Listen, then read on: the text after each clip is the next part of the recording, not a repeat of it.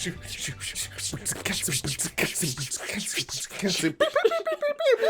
we get the same freaking tempo going at the same time?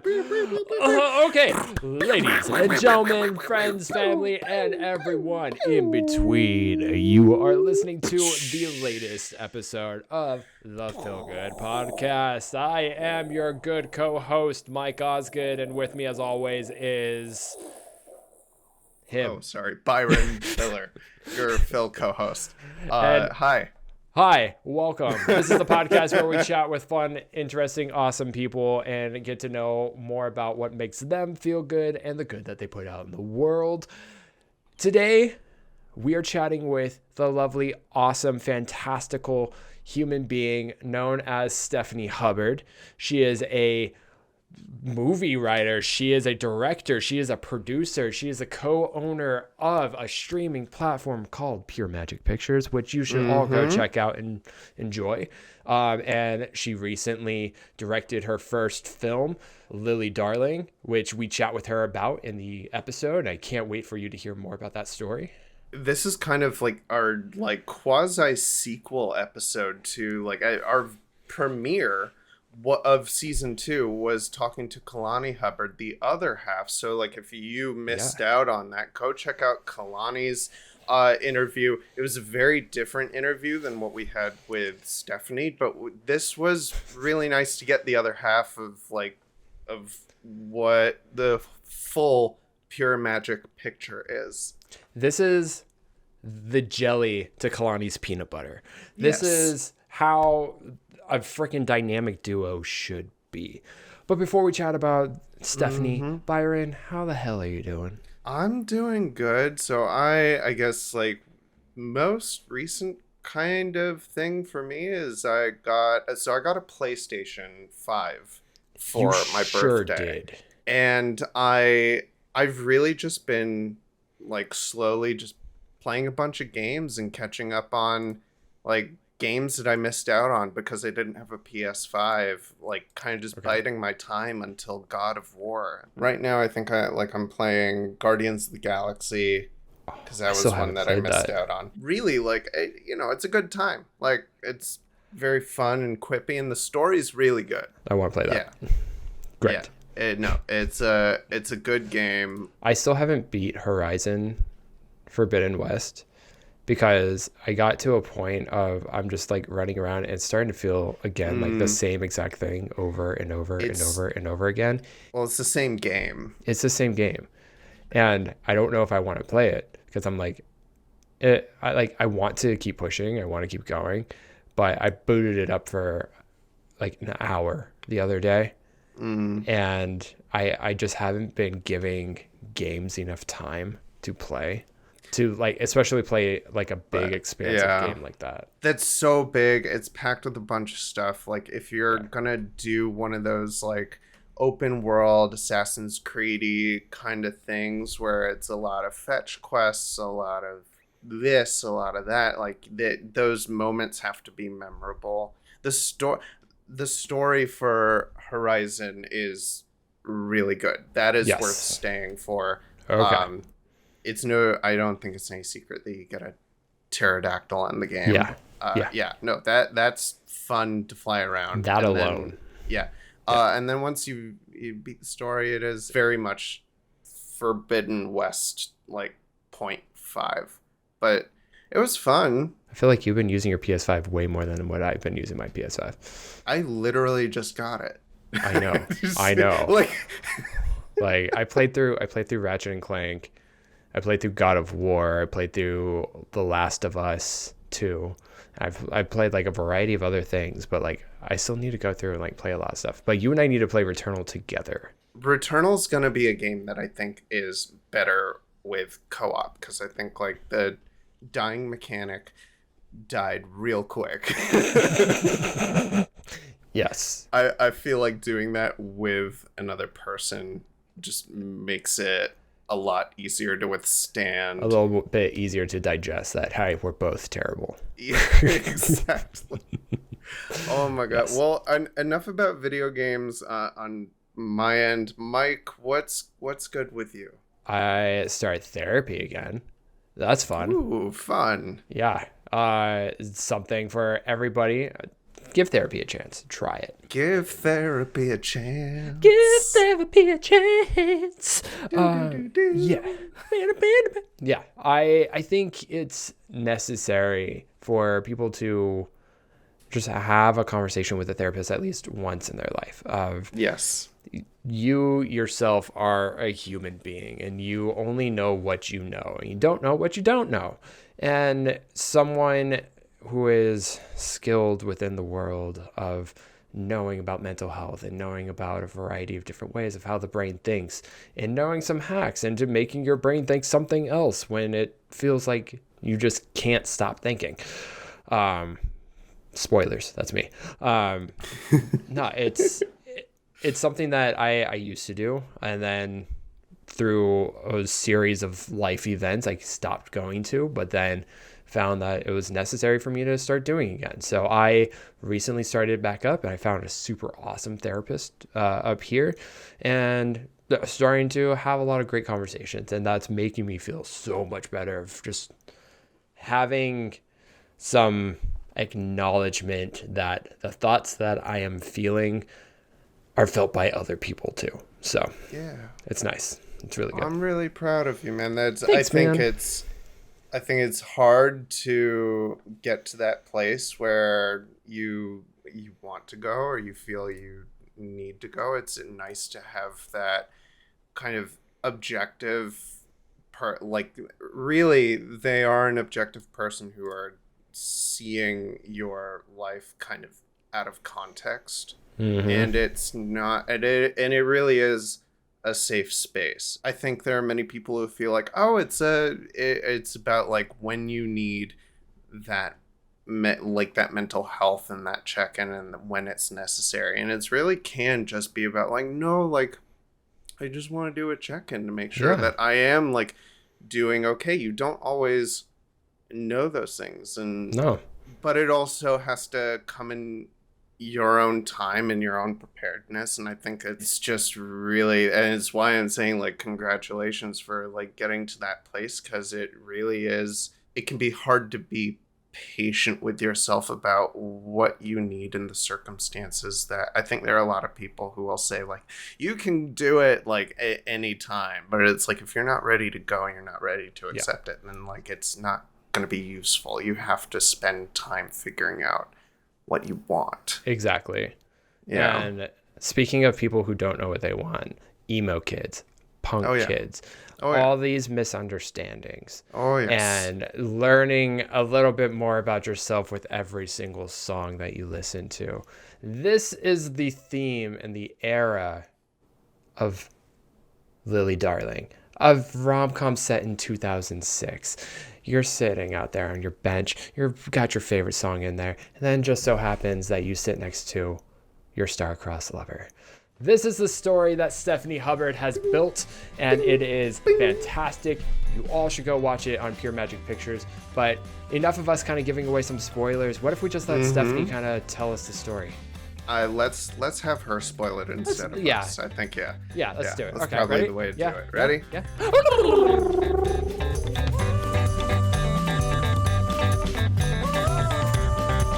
Positivity up and running. Let's get it going. Woo, woo, woo. Pew, pew, pew, pew, pew. And friends, family, and everybody in between. We are here today. Byron, get your fireballs under control. Okay, sorry. You good? Okay, I'm good. Are you good? No, I'm good. Beautiful. Good. Anywho, everybody, we are here with the wonderful, the fantastic, the director extraordinaire, filmmaker, streaming creator goddess herself, Stefanie Hubbard. Stefanie, welcome to the FillGood podcast. How the heck are you? I'm feeling good. I'm Good. feeling good. Yes. Thank you for having me on the FillGood Really She good. said the name of the show. Great. Show. Roll credits. Well done. We're so excited to have you here and excited to chat with you about a little bit of everything today. But like, how's life been? How's everything going over there at Pure Magic? A little bit of this, a little bit of that. chatting about a little bit of everything going on. Life's great over at Pure Magic. We're just plugging away. We've got our weekly feel good geek news show that we're making every week. It's awesome. It's so much fun. I get to learn about some of the fun geeky tech, music, indie, rock stuff scene going on.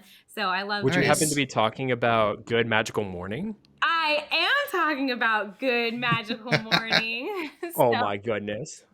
that is such Amazing. a fun show to produce, to like be a producer on, because like I get to learn about these really interesting things on the show that I'm like, I think other people would want to know about these really interesting things on the show. And so that's been a lot of fun.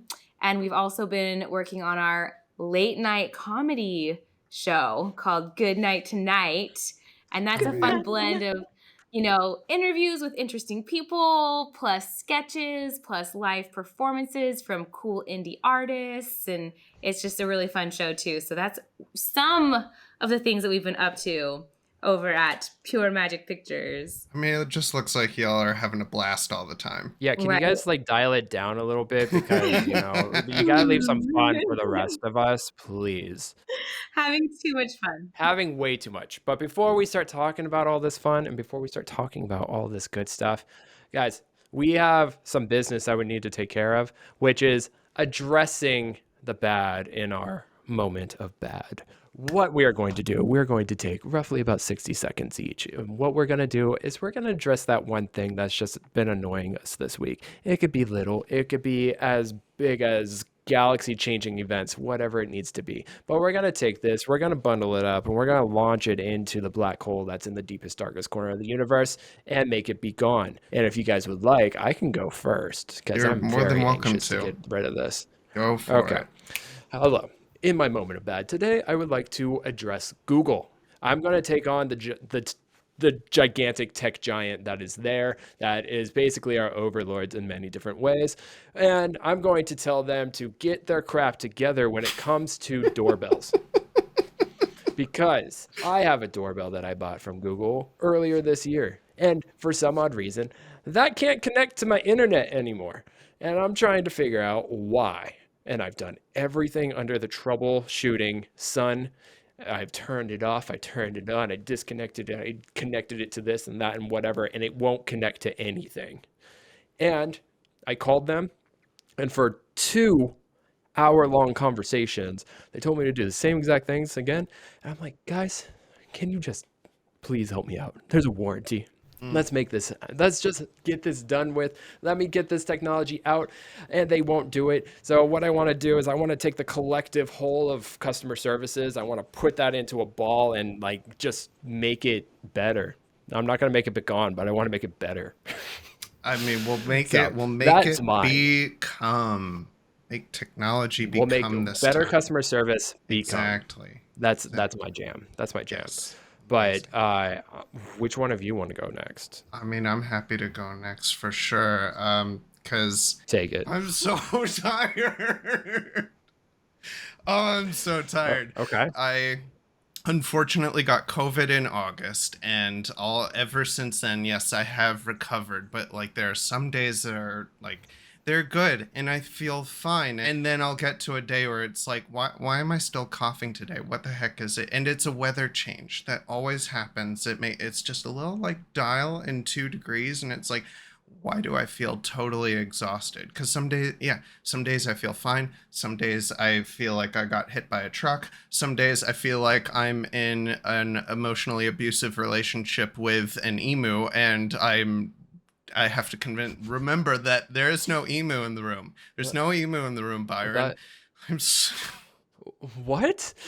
Byron, I'm very tired. you're so hallucinating. Yeah, It's what not we're gonna that. do It's is not that bad. we're gonna package up some caffeine and we're gonna Yes. DoorDash that over to you right now. I am actually, all joking aside, I am actually okay. I am just annoyed that there are those days where I'm just very, very tired, and there's really, like, I have caffeine. There's just nothing I can do about it, and yet I just have to accept that that's where I am. I'm going to take that frustration that I have about just being tired with all of the, like, caffeine that I can muster, and I'm going to throw it into that black hole that we've apparently recently discovered makes sound, which that's, you know what? That's pretty cool. That's my takeaway from all this. Stephanie, have you heard it? No. Black holes The make sound of a sound. black hole? Yeah. Yes. That scientists have Sound recently can't travel found. through space because there's no oxygen, yo. So explain Well, that. guess what? Tell that to the black hole. Found. Yeah. Tell that to this like Tell that to the sound that the black hole makes. It sounds like it sounds like hell. It's just like there's so many That's TikToks. what hell is.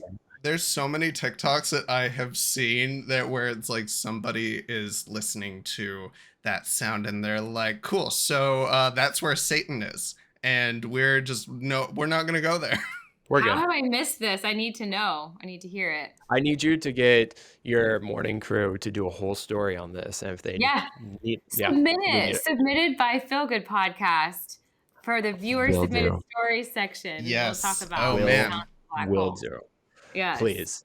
But Stephanie, before we talk about your good, what's your bad? This is such a New York City bad moment, but I get to work in the morning by riding City Bike, which is like you scan the code and you pull the bike out and you ride the bike and then you put it in the next thing. And that's how I get I've to never work seen somebody ride a bike like this though. Yeah, just new. No. And then they have the e-bikes that do pedal assist, right? But the e-bikes cost extra and I don't pay extra for the e-bike. So I do the sweaty kind, right? But it's also the only exercise that I get because I don't go to the gym or work out. So I feel like it makes sense that I don't pay for the e-bike. This morning, I go to my little dock and there's an e-bike on its side on the ground in front of the dock, like not properly docked, which you're really not supposed to do because if someone steals that, whoever like did it last, they get charged for the e-bike. So I'm like, okay, I can do my good citizenship and I can ride this bike. So then I dock it and I'm the good person who put it back where it goes, right? Mm-hmm. And I get a free e-bike out of the situation, which is great for me because I don't have to pedal. But I'm like, but it's New York, so street smarts. Like, why? What's wrong with this bike? Why is this bike just chilling here on the ground? And did I walk away and be smart, or did I have to curiosity killed the cat moment it? Curiosity killed the cat. And so I go over to the bike to ride it and do the good thing and also get a free e-bike. And I lift it up and the little basket in the front of the bike, somebody had gotten sick in the basket. Oh. And I had to witness that when I then dropped the bike, went, yeah, I deserve that. I saw that coming. I should have known better and went and got my regular non-e-bike and rode it to work this morning. So that was my bad moment, but we're going to take that, put it in a ball. Yes. Say thanks, New York City, for being New York City. I should have known, and I did know. And then throw it into the black abyss, which apparently makes noise. Yeah, and we're going to make sure that we also launch another little shell of Lysol at it, too, to just make sure that's disinfected and nobody else... Just to make sure, because we don't want aliens getting sick either. Chilling on the street. I'm like, who's going to actually clean that up?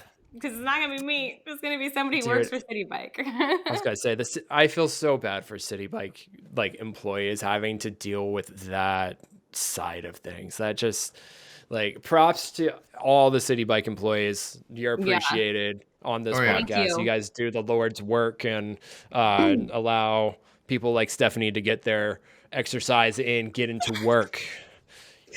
Ride that bike. Do you guys have City Bike in Portland?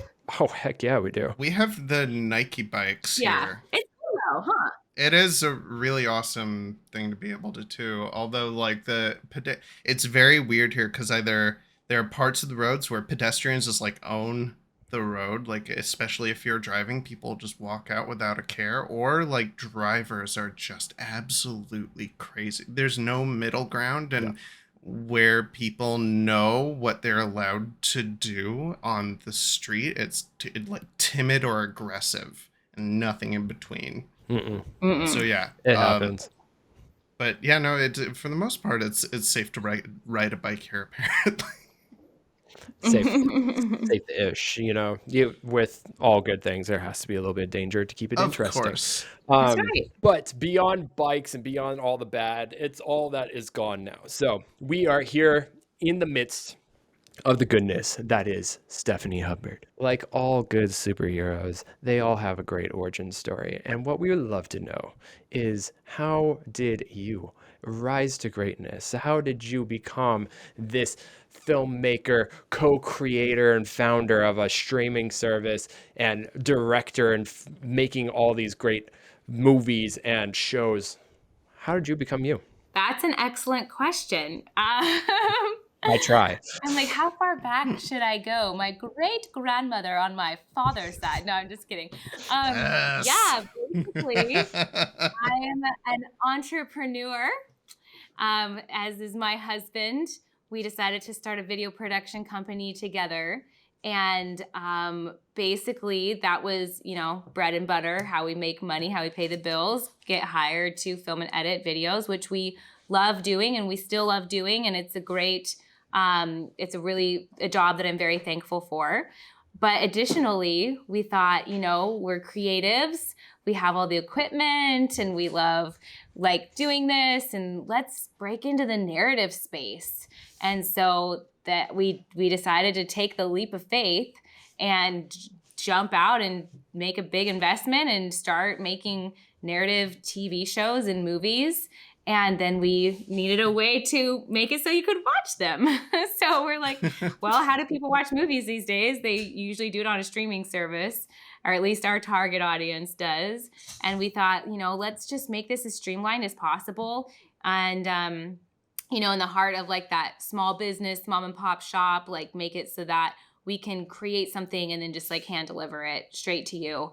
And so that's why we decided to make a streaming service where you can log in, subscribe, and become a mega fan of all the things we do and have it all be in one place for you to watch it. That's awesome and amazing. And one of those magical creations that you guys have made is your first feature film, Lily Darling, which we've watched and we are adoring. And just because it speaks solely to my adolescence, and I definitely found myself to be an Ollie in the whole situation, that I felt it in my soul. But would love to learn just in regards to what was your inspiration? Why 2006? Why the pop punkiness of it? And can you tell us a little bit also just about the story in general? Sure. So the story in general, as you mentioned, it's a punk rock romance. It takes place in 2006.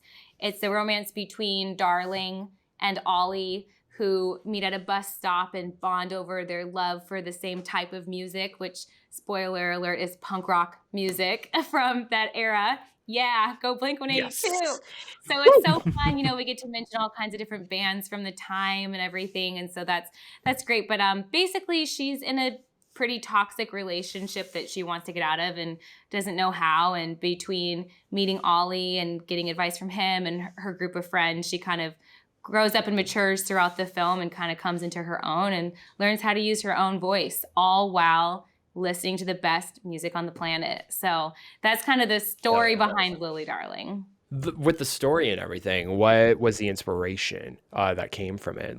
This story is filled with all sorts of just teenage angst and also love, but also a pretty deep and complex relationships in regards to friendships and also toxic relationships too. Some very deep things. And I would love to just hear from you in regards to what was the inspiration behind creating these stories and these dynamics. Yeah, I hear from the greats that you're supposed to write what you know. So I figured, write what I know. And I put a lot of different elements and aspects from my life into the movie. And then, of course, embellished and dramatized, as you will.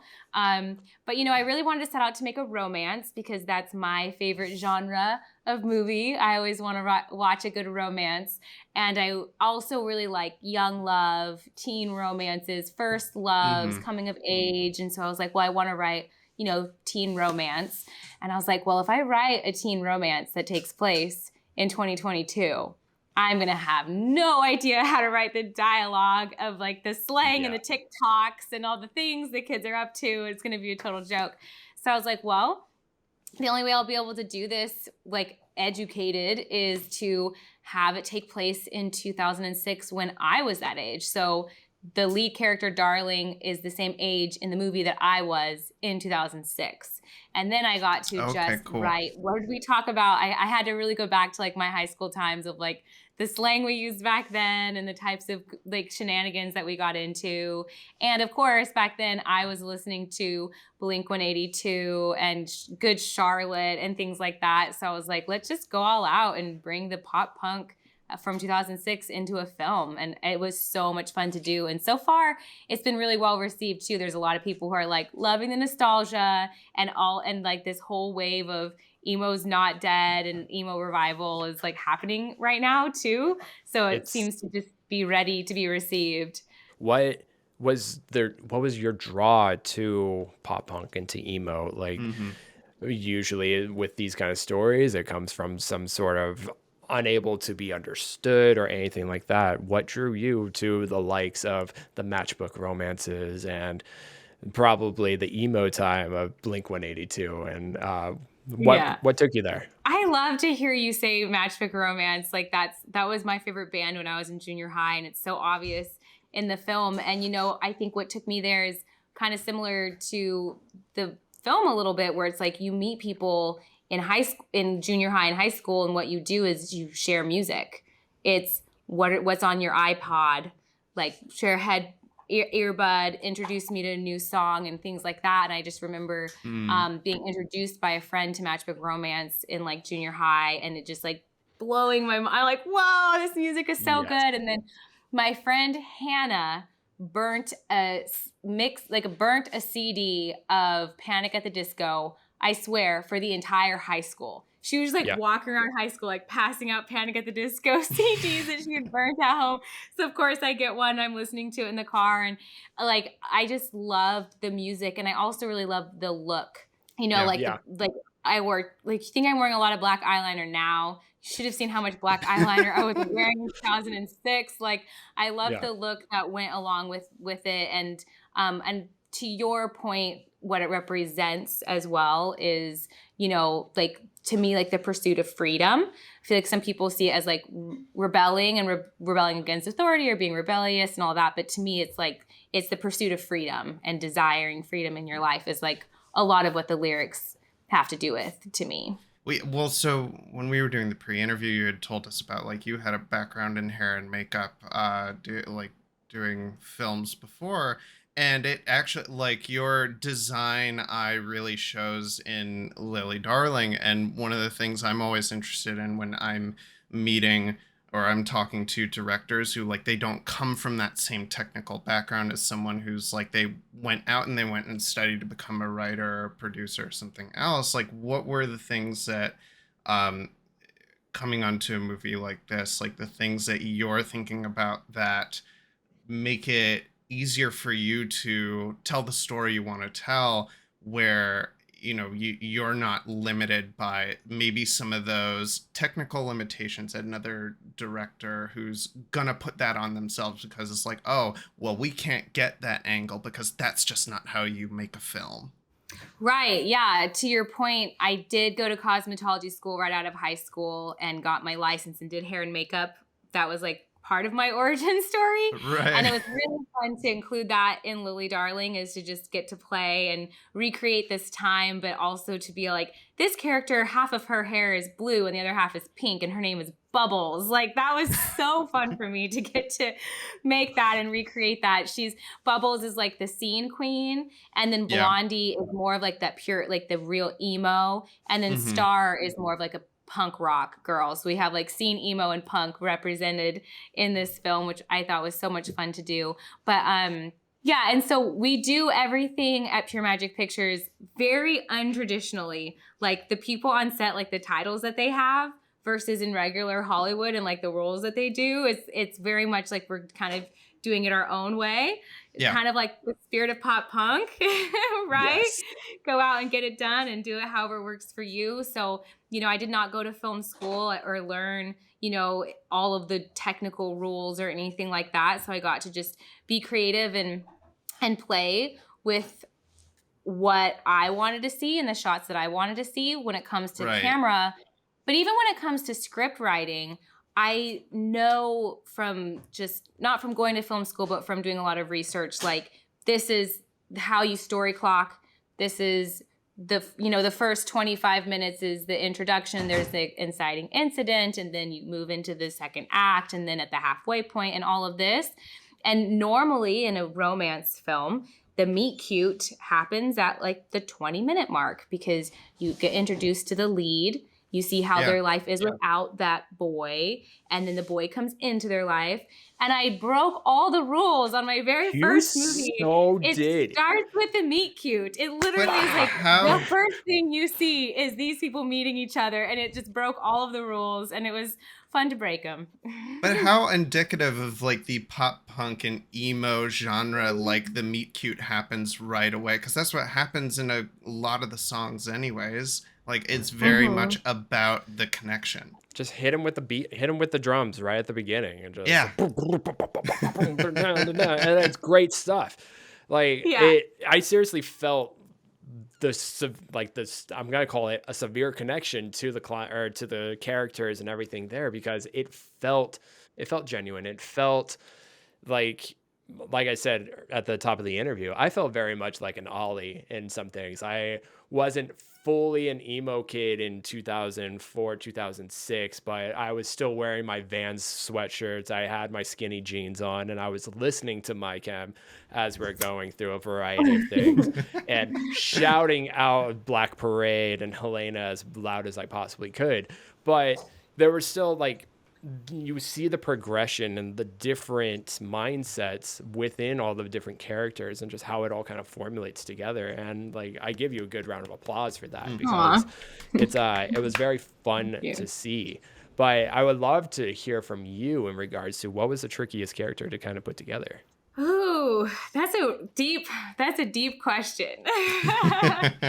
We can go multiple parts. We could do, what was the hardest one just conceptually to make, and which one was the hardest one to like realize? The hardest characters in the movie for me were Ollie and Cole, were the boys. And I think that might just be because Darling is just a piece of me characterized. And all of her friends are like pieces of my friends from high school characterized. But boys in high school were just a mystery, right? They really were. And so I'm like, was it more of a mystery because there weren't necessarily many boys that were in Stefanie's like realm? Like, were there not too many boyfriends there? Or was it just like, were you piecing together from the friends that were around that time? What was that inspiration? No. I had so many guy friends in high school. I was very close to a lot of guys and very good friends with all of them, but I never know what's going on inside their heads. That's why they're the mystery. I don't understand the way guys think and what goes on inside their heads. But so for me to really formulate Ollie and formulate Cole was kind of the hardest part. And luckily, actually, my husband came alongside and helped me in the script writing process. He was like, teenage boys don't say that. No. And so we're like editing Ollie's dialogue to try to get him to sound more like a teenage boy and not like what a 31-year-old girl thinks a teenage boy sounds like. So they were definitely the hardest for me to realize. It's interesting you say that because like Ollie's so very like just connected emotionally, and then Cole is like, and Cole's legitimately terrifying. Yeah, Byron and I were having a text message thread while we were watching it, and he was just like, "I'm afraid of Cole." I'm like, "Oh no, so I'm interested to hear from you because like one of the things that I think there's an actual like very scary relationship that's happening between Lily and Cole. He's very emotionally manipulative and emotionally abusive because she seems throughout the movie like she knows what's going on but doesn't have the language for it for like how to describe her feelings. And then like that's what emo music is for all of, like, this is what Mike and I were talking about. It's like, this is what emo music was. It's like, you knew it was screwed up, you didn't know how to say it, but there was someone out there who just spelt it out, and it made you scream, and it made you feel so much better. Yes, that is Linkin Park, right? Yes. Yes. Thank Linkin you. Park. I tried Okay. so hard. When I didn't know how to say how I felt, Linkin Park said it for me, like perfectly. 100%. Yeah, like the first time you heard In the End in 2000, what, 3, 2? So good. Like, Linkin Park has such a special like place in my heart and in my mind and my musical taste and everything, because when I first heard In the End, like my musical brain and emotional center just kind of was like, oh shit, like at that time I think it was in 8th grade when I heard In the End, because someone put it on our video yearbook, and for some odd reason for the 8th grade yearbook they put in the end, it doesn't even matter. And it's like, yeah, that explains 8th grade in a nutshell. Yeah. But I was like, you want to know what? This is so awesome and amazing that music has this ability to draw in feeling, to make you feel a certain way with the poetry that is the lyrics, with the beats and strums of the guitars and drums and the bass and the groove and whatever else it may be. It's awesome and amazing. And I think that there's something even more special with like pop punk and emo of the early 2000s to mid 2000s too. It was such a variety of different sounds that really conveyed emotions, though, of like the slow buildups of Hawthorne Heights going into like a nice impacting chorus, or to the ones that are just like keeping steady or kind of keeping groovy, like with a little bit of Matchbook Romance and Monsters. Like you have these different things that, and all these different feels that are being created while still having that kind of element of freedom that you were speaking about. Yeah. And being able to fully express oneself. I think that was one of the beautiful things of the emo movement. Yeah. And I loved also that it just didn't take itself too seriously too. Like a lot of the Blink-182 music videos was them just goofing around and being like totally ridiculous, or like running down the street naked or doing something ridiculous. You know what I mean? Like the spirit of the music videos too was just like not taking yourself too seriously and total freedom and just having fun with life, and doesn't even matter in the end anyway, right? You know, so I just love the whole culture that was behind it. It's so funny that you both say that you agree on like, oh, it was so fun and it was like it didn't take itself too seriously, because I think outside looking in for me it was and it seemed like it was all very intentional, but I don't think I would have ever thought, oh no, it's like it's not taking itself very seriously. It's a vehicle for vehicle for letting all of that emotion out. Well, Stephanie, correct me if I'm wrong or if you agree, but I think there's a crossover and there's sort of a spectrum of like from pop punk into emo into like, I'll say screamo as well. When you're on more like the pop punk side, it can definitely take itself lightly.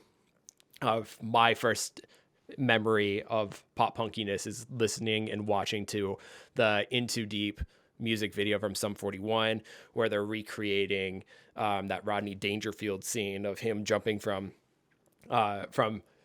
platform to platform going into the pool. And, you know, there's a lot of like fun and stuff like that. Then you're going a little bit more into, say, like the punk emo scene where it takes itself a little bit more serious, but there's still a lot of fun to be had and play.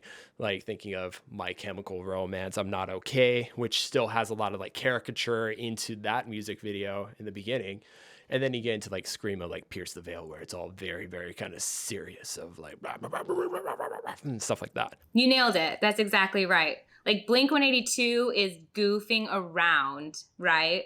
And then My Chemical Romance is a lot, Matchbook Romance, they're a lot more serious. So it really provides you any range of emotion. You know, it's all like these days in 2022, it's kind of being grouped together under the term emo.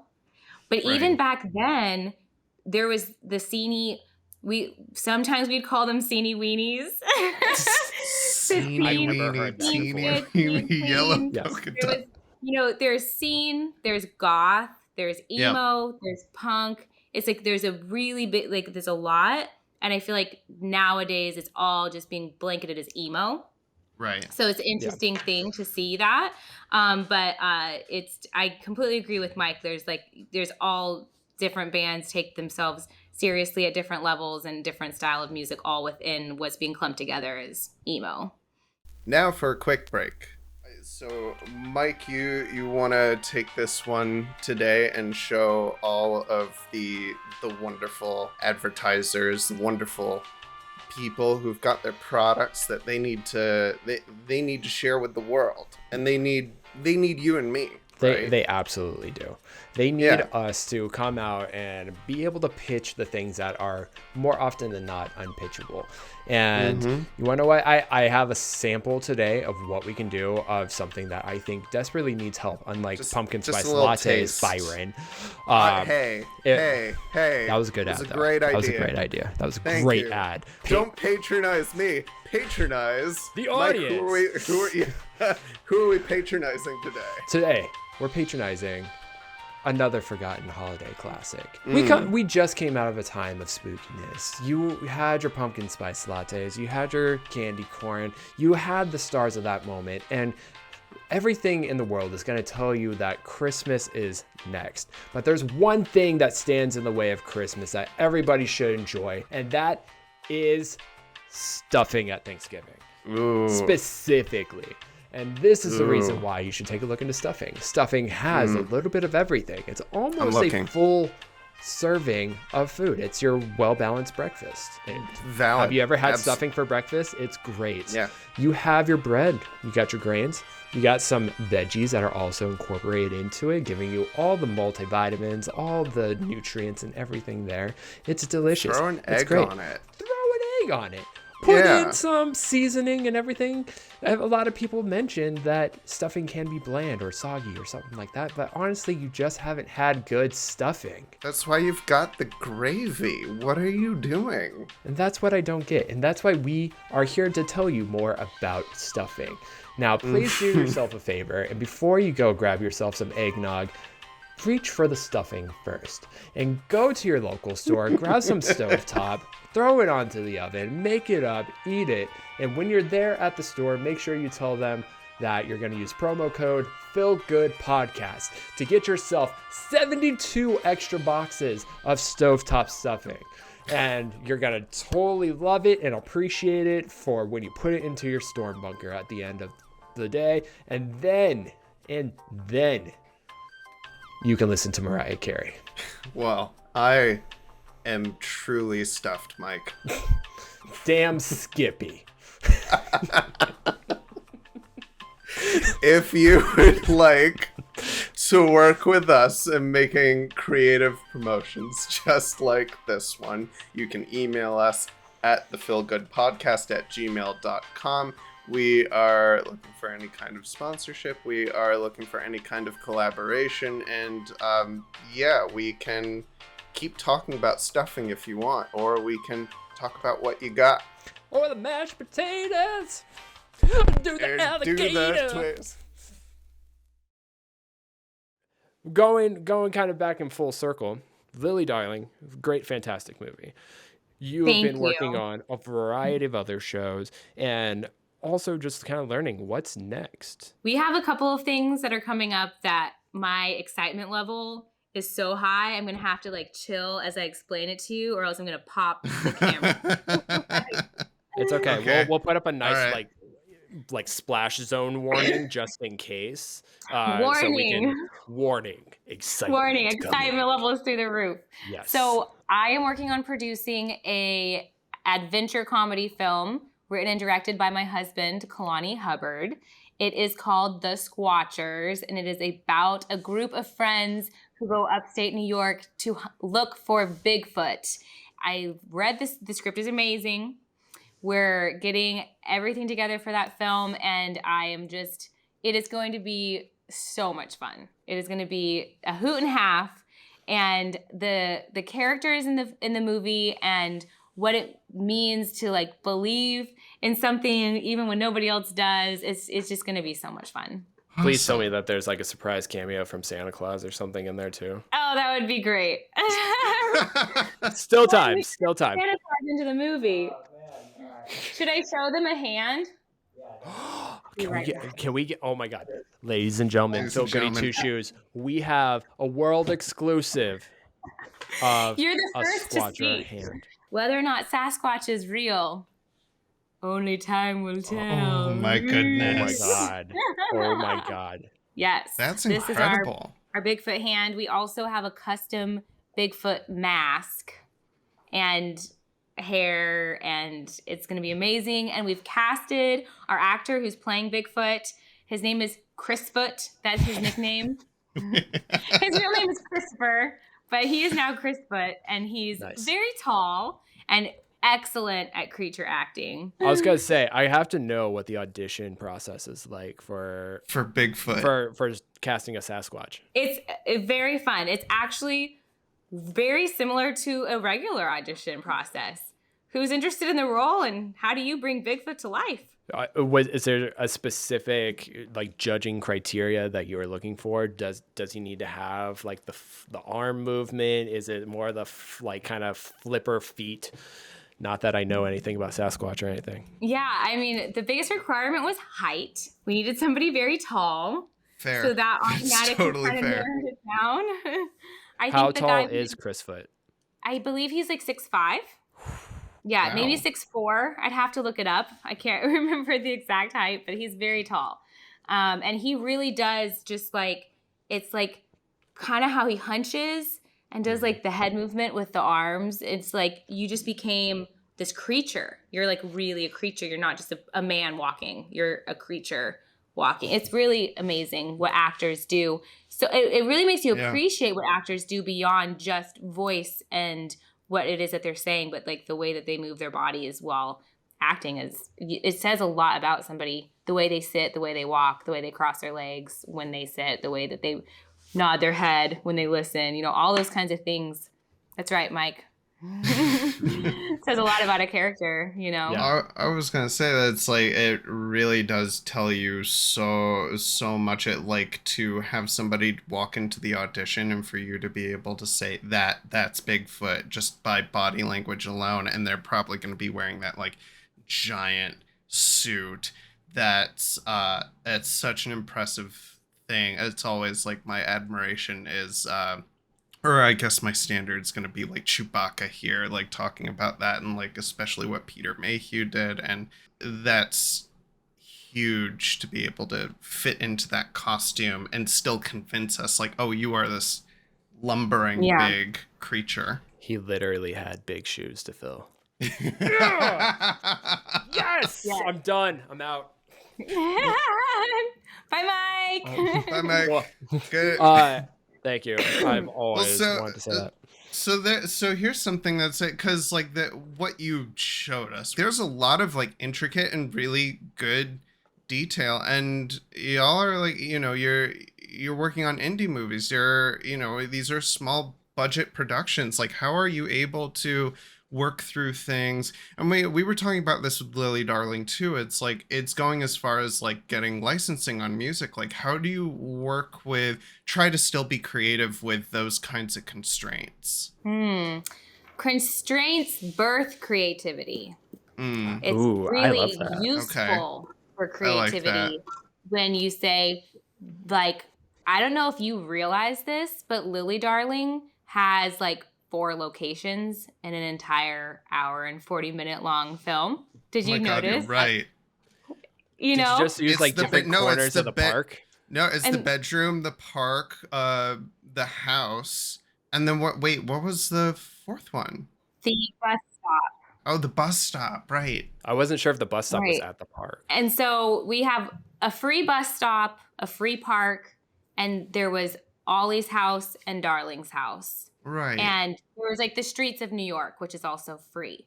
So to film that entire movie, we paid for 2 Airbnbs for like a day. And that was our location fee for an entire feature film. Really? Right? Thank you. Taking a bow over here. Whoa. Yeah. You That's packed all that we all into a day? It was like a day and a half at Ollie's house. And like we had to pay for 2 nights at Darling's house.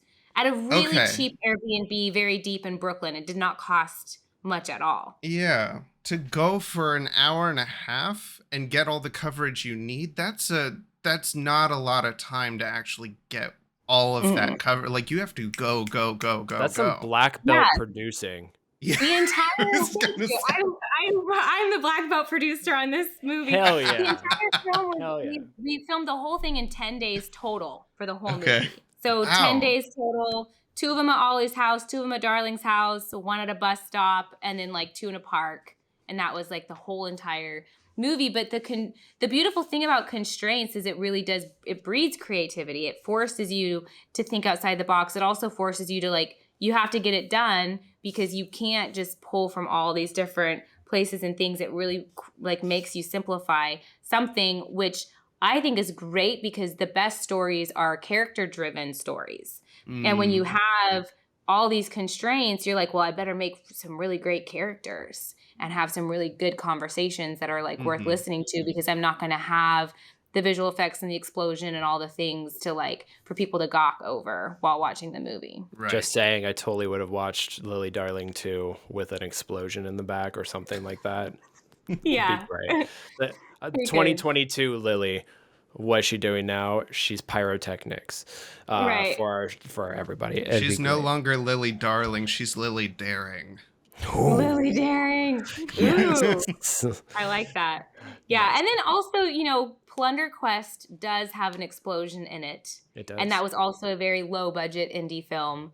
But Kalani is capable of doing that visual effects and knew that when he wrote the script that he could do it himself, and he literally on the computer made that explosion. So you have to know what your resources are. You have to know it's at your fingertips, and you have to write to that, I always make the recommendation, it's always, especially with constraints, it's always okay to go as big as you need to go. And then when you need to make it a reality, pull it back. What's the compromise? What's the, what can you actually do? Was there anything in Lily Darling where something you had written in the script was just not gonna, you guys just weren't gonna be able to do because it was just that was just too big, too extravagant? Almost, but I did the opposite of what you just described, which I totally understand what you just described, but Right. I went I'm the producer of this film. Here is our budget. Now write a script for that. Oh, And so Interesting. I really did it that way. And I wanted to include them going to a punk rock show, an underground punk rock show in Brooklyn, potentially, originally, because that's what I did a lot when I was in high school, is you go to this show, right? But I was gather the amount of extras it takes, and that's another location fee, and getting the band, and it's also a whole nother day. That takes a long time to film. I just didn't even write it to begin with, so I didn't have to go through the pain of cutting it out later when I knew that it couldn't happen. And to your point, the very first feature-length film I ever wrote was a cyberpunk film about a cyborg in the future. And I was not able to make that yet because of the budget necessary to do such a thing. So I had already had my fun of just writing something with no budget. Right. And I went, okay, well, now if I actually want to make something, I have to write something with a budget in mind, Well, that's still on the back burner. If you get to a point, especially with Pure Magic Pictures, and Kalani is moving on he's moved on from Plunder Quest to Squatchers, you're probably going to be able to do that. I imagine as Pure Magic Pictures continues to grow, you're both going to be able to get to that point where you look at that script and go, can we do that now? Are we there yet? Yeah. Are we there yet? Are we there yet? Are we there? Yeah. Are we there yet? You're going and you're making movies, you're making shows, you're doing all these different things. I'm sure that this causes a lot of stress in your life. And the one thing that we know is that even during these times, everybody has their own thing that makes them feel good. And we'd love to just kind of hear what makes you, at the end of the day, feel good. I think that generally in life, whether you have a really stressful job like I do or not, us humans tend to take the weight of the world and put it on our own shoulders and take responsibility for things that aren't our responsibility and get really bogged down by things. And so for me personally, what makes me feel good is to just pray and remind myself what's not my responsibility and let things go that I can let go, so I can really focus on the task at hand that really is my responsibility. So that's something that I do personally to stop the worrying and the stressing and the wondering, is this feeling of like releasing things, to God and taking it off of your shoulders. And also, in addition to that, in the end, it doesn't even matter. Which I'm honestly, that's been a huge thing for me. I learned it from Lincoln Park so long ago, but to just not take life too seriously and to remember to enjoy right now and not only be like, when X happens or when Y or Z happens, then I'll be happy, but to just be like, I'm going to enjoy today. I've got breath in my lungs, food on my plate, a soft bed to sleep in. You know what I mean? Like I really do have what I need right now, and I should just enjoy this exact moment. So all of those things are things that help me personally feel good. And how did you come about finding this, of learning to find that kind of solace in prayer and also finding that moment of YOLO, I'll say? That moment of YOLO. There's a book in the Bible that is very misunderstood.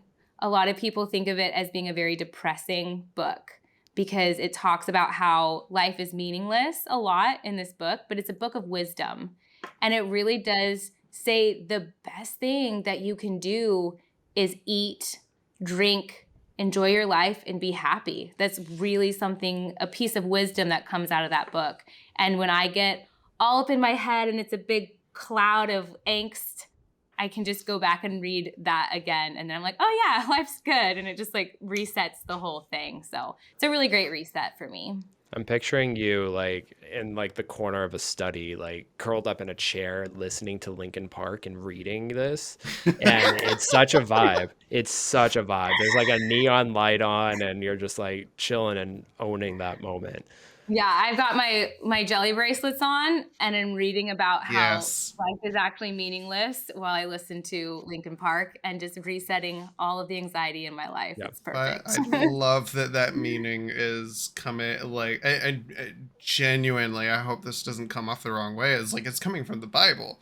Like, that's an amazing thing that you're able to find that wisdom in there and relate it back, like, to pop punk and emo music.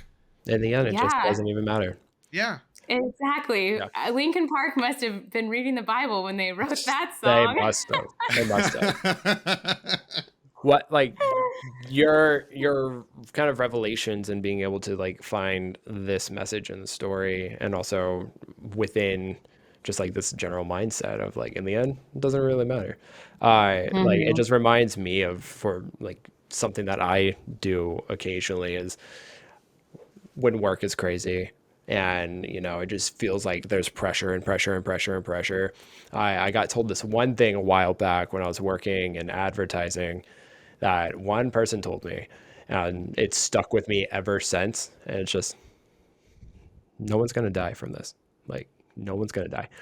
Like, and that's fortunate for the work that we do, because we know that there's first responders out there where they're actually dealing with a lot of pressure point conversations and like moments. But for us, like, if we're working through a movie, if we're not able to get this scene at this very moment, or if we're having this conversation and we have internet issues, no one's going to die from it. And there's always a way that we can find our way to pick ourselves up, take that breath, and reset.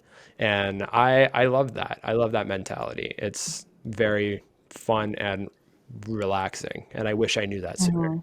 I always think about like, and to add on top of that, the fact that it is a bit of like a privilege of what we get to do, as storytellers, being able to have the opportunity to, Stephanie, sit here with you and talk to you, share your story, to be able to share other people's stories as well, and to not have that kind of like other hard life that it, because that's something I go through as well. I'll do that with clients where I'm like, we're not saving the world. What we get to do is a very like a very wonderful thing, and while it's necessary, it's not gonna break anyone else but you. So it's like finding a moment to just let go allows you to be able to have clarity. A little woosah moment. Yeah. It's fun times. Stephanie, this has been awesome. This has been fantastic. Where can all the amazing Feel Goody Two Shoes find you on the internet and learn more about Pure Magic Pictures? Well, there's always Instagram. So my personal Instagram is at Stefanie Hubbard. My name is spelled with an F, not a PH. And also there is the Pure Magic Pictures Instagram at Pure Magic Pictures, and the Lily Darling Instagram at Lily Darling Movie. So there's all kinds of Instagram. There's also puremagicpictures.com, lilydarling.com. And I'm just all over the internet. I don't know if I'm using TikTok or not. I started using TikTok and then I stopped. Do you guys use TikTok?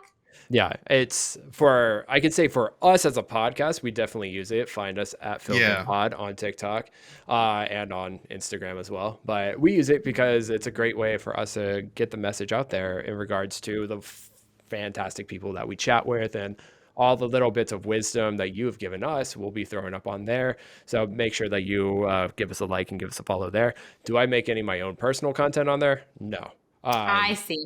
But Yeah. I will go and I will watch all the things and get all the inspiration from all the other super creative people that are out there.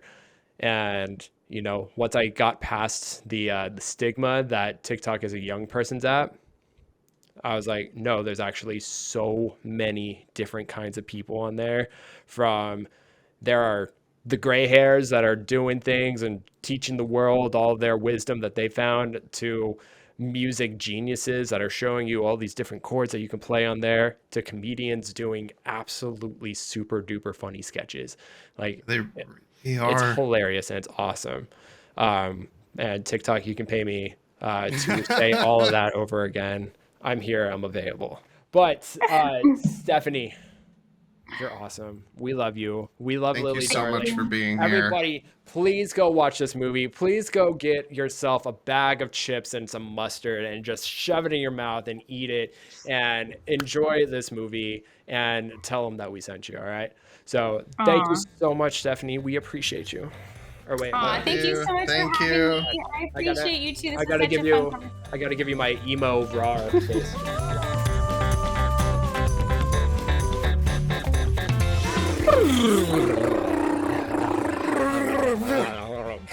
I had Damn. some fireballs left over. It happens. That was so much fun talking with Stephanie. Yeah. mean, she's great. She We is. love Pure Magic Pictures. We do. Much love, fam. Oh yeah, and Lily Darling was just such a fun movie for us to get to watch and to get to talk to. Stephanie as a director learned so much more about like what Pure Magic Pictures has going on. But so, Mike, what was your takeaway? What was something that you are like still thinking about from that conversation? I think the thing that I took away from that conversation, and something that was also just kind of rehashed again over this past weekend, is that pop punk will never die. No, It will won't. never die, like the Goonies. And it's something that it's a style of music that just makes a lot of people feel good. And I, like, over the weekend, I was driving around feeling very jealous of all the people that went to When You Were Young, or When We Were Young Fest, and got to go out and have a good time listening to all the bands that we loved before. And I plugged in those headphones and just started listening to a variety of like the songs from the early 2000s and in that era, and just having an overwhelming sense of reminiscence and just this good feeling of a good time. And remembering the emotions and everything that I had from that kind of soundtrack, and Stefanie's ability to make a movie with that kind of feeling, I thought was awesome. I thought it was incredible, and I definitely found myself within the characters. I lived that moment. I was definitely the kid who just didn't know how to really like approach and talk to the girls, but I knew the rock songs. I could sing them halfway decently, so I was like, all right, let's freaking go.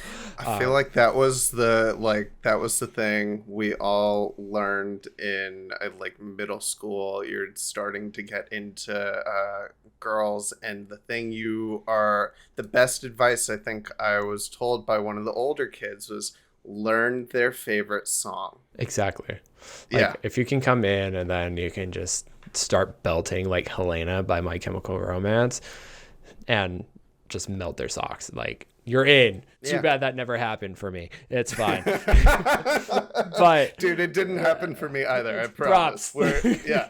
But no, it was like, again, it was a love and appreciation of that music that it came back to me. And I just have so much appreciation for Stefanie for making a movie that had that sense of self brought to it.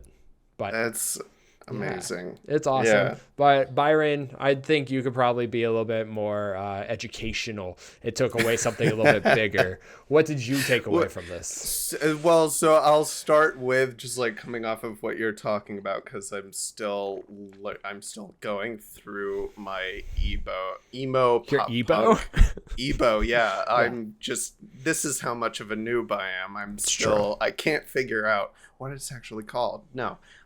It's emo and pop punk, and it's something that I'm still learning about. And I think like with Tila, it was very much, emo 101, the history and the actual bands, and this was maybe emo 201, like the theorem, the feeling, like getting into all of that. But I think so. The thing that I took away, even just thinking about the music, is we were talking to Stefanie about, the constraints and creativity in, being an indie filmmaker, and that, like, really, I think she said this herself, like, constraints are the bedrock of creativity. And I've always felt that way personally for me, just like doing filmmaking, being an editor, like having worked in multiple production environments, like you really get the sense of like it's not so much about that you have less so you can't do as much. You kind of you learn to problem solve. You learn to say, okay, well, this is what we have. What can we do with it? How do we make this the very best version of what we have? I mean, we only kind of touched on this a little bit, and I think even after the interview, we always end up talking more like after the interview than we actually do during the interview. Next season, we'll have a Patreon exclusive after the actual interview section. Right? Stay tuned. Right? So we were talking about even with music, we were talking about props, like all of these things. It's like, well, as an indie filmmaker, like how do you even like go and get the licensing? And it's like, you know what, ask, like just ask.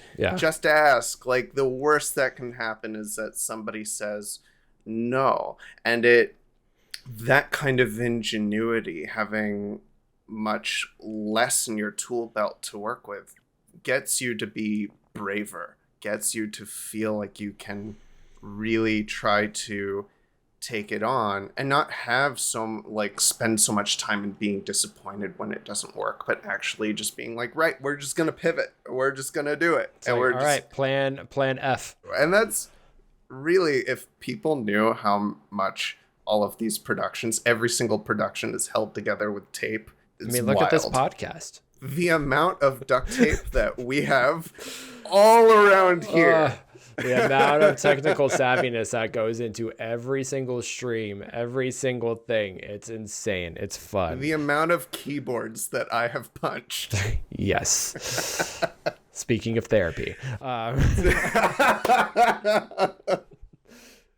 No, but it's props to the indie bands, props to the indie studios, and the biggest thing that we can encourage everybody to do is just keep going, keep trying. You want to do a thing, go out and do it.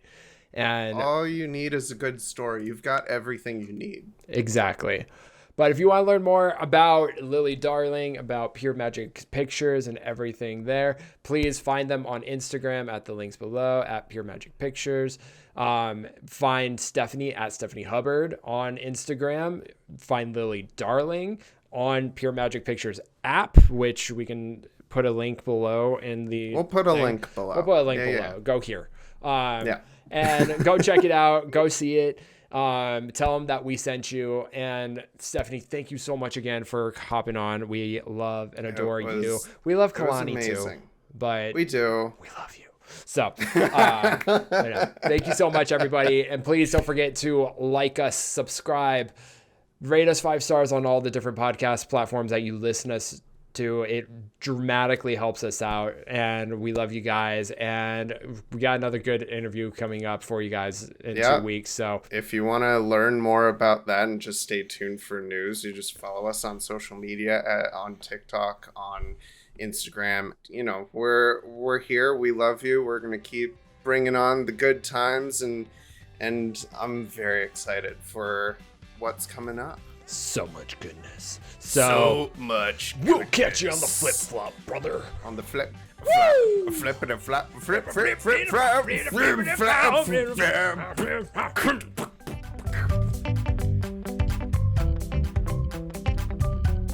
Feel Good Podcast, hosted by Mike Osgood and Byron Filler. Find us on Instagram and TikTok at FillGoodPod, FillGoodPod. You can also find us anywhere you listen to podcasts, including Spotify, Apple Podcasts, Google Podcasts, and many more. Thanks for joining us, and we'll catch you on the flip flop.